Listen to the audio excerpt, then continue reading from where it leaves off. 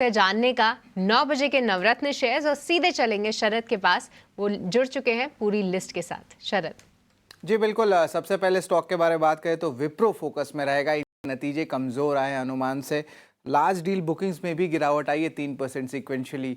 Overall जो है उन्होंने जो आउटलुक सितंबर क्वार्टर के लिए रखा है वो भी थोड़ी सी वीकिश ही रखा है। लगभग -1 से लेके +1% तक कांस्टेंट करेंसी ग्रोथ का अनुमान है। लेकिन देखा हमने ओवरनाइट एडीआर में भी भारी गिरावट आया था।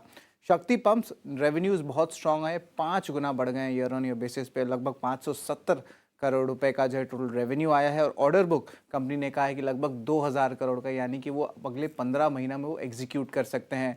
ऑफ कोर्स इसमें बहुत सारे गवर्नमेंट स्कीम्स भी आ रहे हैं और ये बजट स्पेसिफिक स्टॉक भी है, तो इसको ज़रूर फोकस में रखिएगा। येस बैंक की बात करें तो स्ट्रॉन्ग सेट ऑफ नंबर्स आए हैं। एनआई 20% भाग गया ईयर ऑन ईयर बेसिस पे। पैट में भी 50% का उछाल आया है और एसेट क्वालिटी में भी इंप्रूवमेंट आई है। वेदांता की बात करें तो 8500 करोड़ उन्होंने क्यूआईपी इशू के जरिए जो है रेस किए थे, वहाँ पे अलॉटीज़ के नाम आ गए हैं। डोमेस्टिक म्यूचुअल फंड में निप्पॉन म्यूचुअल फंड है, एसबीआई म्यूचुअल फंड है और फॉरेन बायर्स में मॉर्गन स्टैनली और सोसाइटी जनरल जैसे बड़े दिग्गज इन्वेस्टर्स भी हैं। अनंत राज की बात करें तो एमओयू साइन किया है गूगल के साथ। और याद रखिए यहाँ पे वो डेटा सेंटर इंफ्रास्ट्रक्चर पे जो है ये एक पूरी इंपॉर्टेंट करार हुई है। स्टॉक में ऑलरेडी हमने री रेटिंग देखा है, जिस तरह ये जंप किया था जब से ये री रेटिंग आई है डेटा सेंटर की। एचजी इंफ्रा को 709 करोड़ का बड़ा ऑर्डर आया है ईस्टर्न रेलवे से। वही पीसी ज्वेलर्स की बात करें तो यहाँ पे एक और वन टाइम सेटलमेंट हुआ और इस बार बैंक ऑफ बड़ौदा के साथ हुआ है, जहाँ पे वो लगभग 2250 करोड़ रुपए ऑफर करेंगे।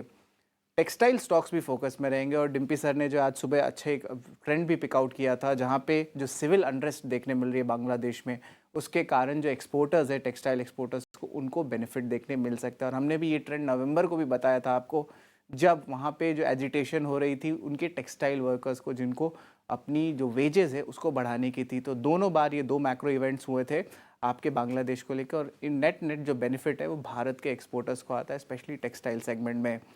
स्टॉक्स तो मैंने आपको बता दिया, लेकिन जो हमारा आखिरी स्टॉक है वो हमारा बिग बोल्ड ब्रोकरेज है।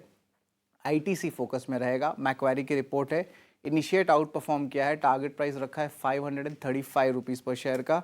और वो कह रहे हैं कि जो नॉन सिगरेट की बिजनेस है उसकी एबिट कंट्रीब्यूशन बढ़ने वाली है। और वो एक्सपेक्ट कर रहे हैं कि अबव पीयर जो है उनके जो है कंट्रीब्यूशन देखने मिल सकती है, क्योंकि उनकी मार्केट शेयर जो है उसमें भी बढ़ोतरी देखने मिल रही है। कुछ टेलविंड्स आ रहे हैं एफएमसीजी और होटल सेगमेंट में, जो पेपर इंडस्ट्री को परफॉर्मेंस को ऑफसेट करेंगे। तो ओवरऑल एक बुलिश नज़रिया आईटीसी के लिए बन रहा है, मैक्वारी के लिए। ऑल राइट, बहुत बहुत शुक्रिया शरद ये पूरी लिस्ट सामने रखने के लिए। तो बिग बोर्ड ब्रोकरेज में आईटीसी भी फोकस में है, हम इसकी बात कर भी रहे थे। काफ़ी अच्छे ब्रेकआउट की तैयारी कर रहा है 470 के ऊपर। देखते हैं किस तरीके से सस्टेन होता है। पर बजट में जो सिगरेट से रिलेटेड अनाउंसमेंट्स होती है उन पर खास तौर से ध्यान रखते हैं हम। और मैक्वेरी की जो रिपोर्ट आई है ठीक एक दिन पहले, वो भी काफ़ी इंटरेस्टिंग है।